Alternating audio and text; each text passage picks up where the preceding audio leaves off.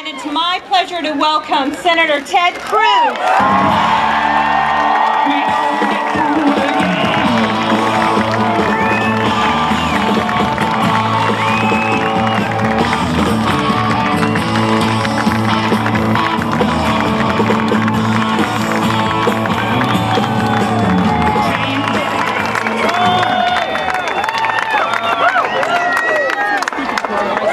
God bless the United States of America.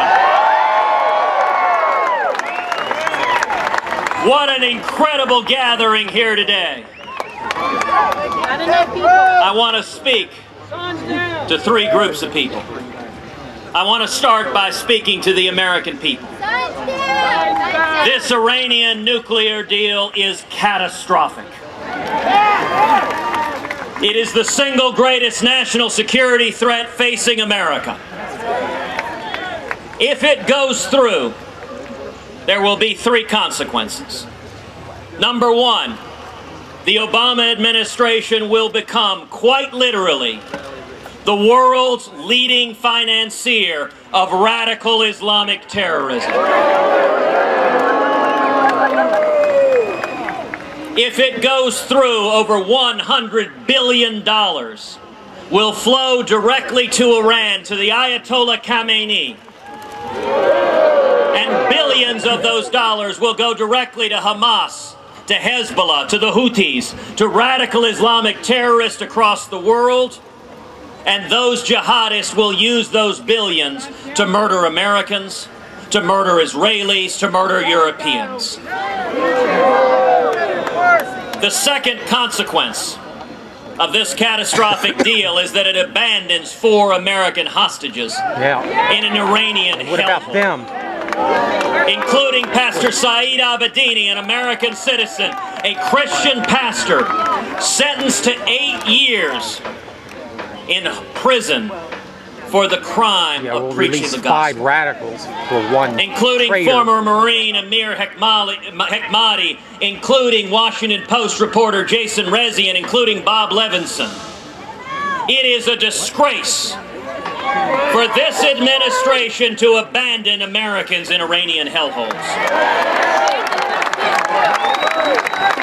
But the third consequence of this deal going through, if it does, is that it will facilitate and accelerate the nation of Iran acquiring nuclear weapons. There is no greater threat to the safety and security of America. There is no greater threat to the safety and security of Israel than a nuclear Iran. I agree with Prime Minister Netanyahu that a nuclear Iran poses an existential threat to the nation of Israel. And let me be clear, when he says existential, he doesn't mean a bunch of Frenchmen in black berets chain-smoking. He means literally going to the very existence of Israel. When Prime Minister Netanyahu addressed a joint session of Congress, a joint session that President Obama boycotted, that Vice President Biden boycotted, that every member of the cabinet boycotted. I participated in a panel discussion with Elie Wiesel, the Nobel laureate, the Holocaust survivor. And Elie Wiesel observed the one threat on the face of the earth capable of murdering 6 million Jews in an instant, in a flash of light, is a nuclear Iran. Elie Wiesel observed, never again means never again.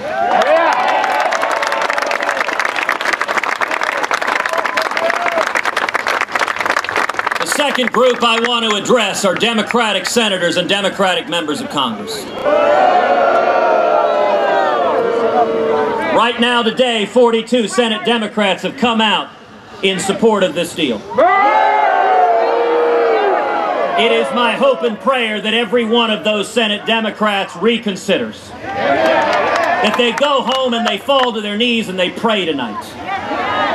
I agree with former Democratic Senator Joe Lieberman that this vote is quite likely the most important vote that any member of Congress, any member of the Senate will cast in their entire career.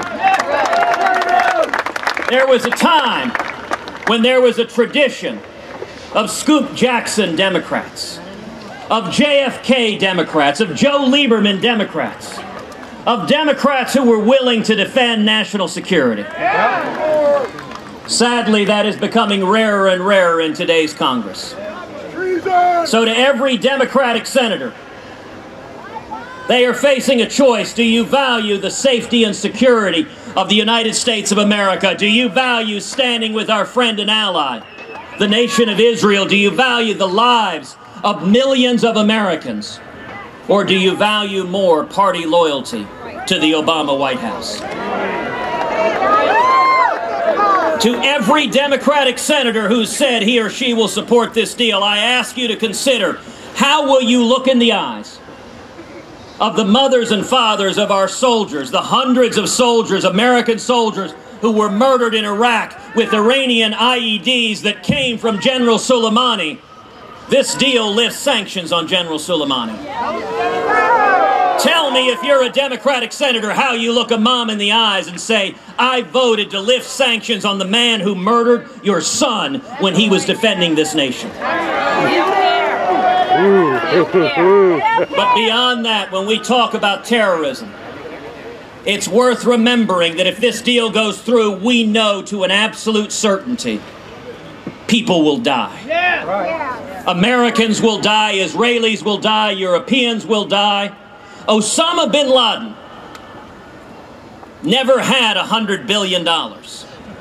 He was filled with bilious hatred and, using rudimentary tools, murdered nearly 3,000 Americans on September 11th, 2001.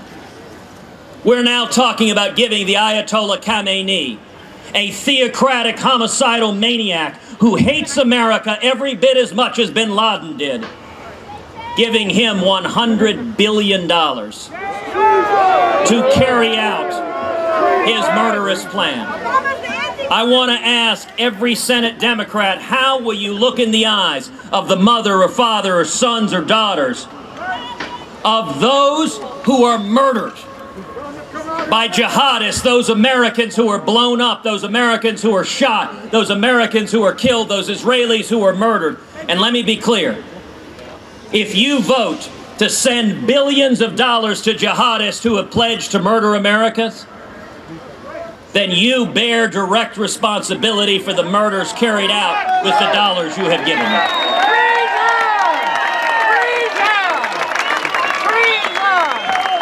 You cannot wash your hands of that blood.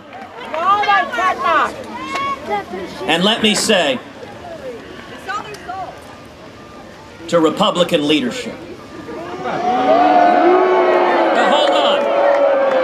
I come not to bury Caesar, but to praise him. I want to give a path forward. There are two men in Washington, D.C. who can defeat this deal. Their names are Majority Leader Mitch McConnell and Speaker John Boehner.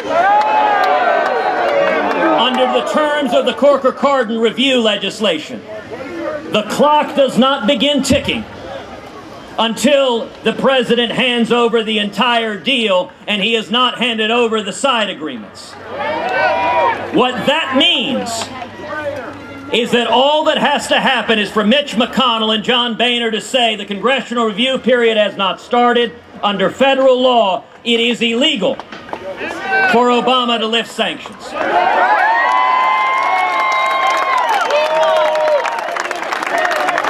Now, this is a lawless president.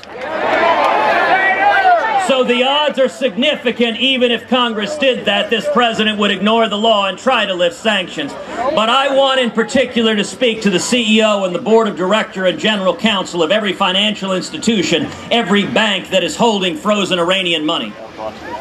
If this president behaves illegally and decrees you can hand that money over to Iran, let me tell you now, that does not exempt you from the legal obligation to follow the law.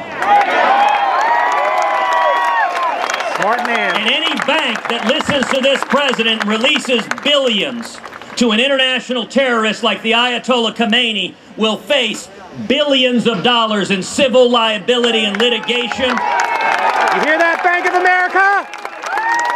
And there will come a president who is not named Barack Obama.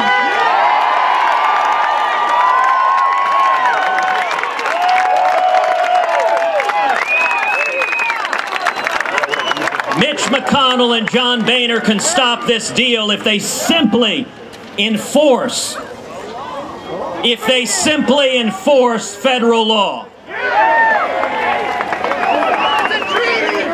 If Iran gets a nuclear weapon, the single greatest risk is they would take that nuclear weapon, they would put it on a ship anywhere in the Atlantic, and they would fire it up straight into the air, into the atmosphere. They would set off what's called an EMP, an electromagnetic pulse. It would take down the electrical grid on the entire eastern seaboard and kill tens of millions of Americans. We can stop that. But if Senate Democrats decide that party loyalty matters more than national security, and if Republican leadership decides that a show vote is more important than stopping this deal, then the single most important issue in 2016 will be stopping Iran from acquiring a nuclear weapon.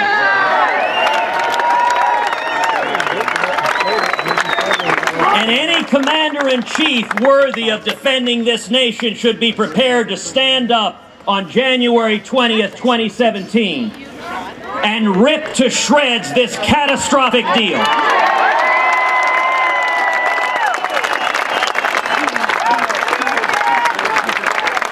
Any commander-in-chief worthy of defending this nation should be prepared in January 2017 to look in the eyes of the Ayatollah Khamenei and say, under no circumstances does Iran, led by a theocratic Ayatollah who chants death to America, under no circumstances will Iran be allowed to acquire nuclear weapons.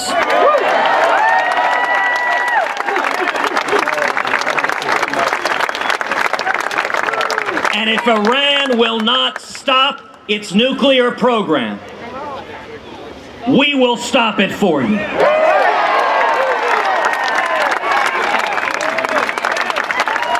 I want to thank everyone here for this rally. I want to thank Tea Party Patriots. I want to thank the pro-Israel groups, the national security groups. I want to thank my friend Donald Trump for joining us today.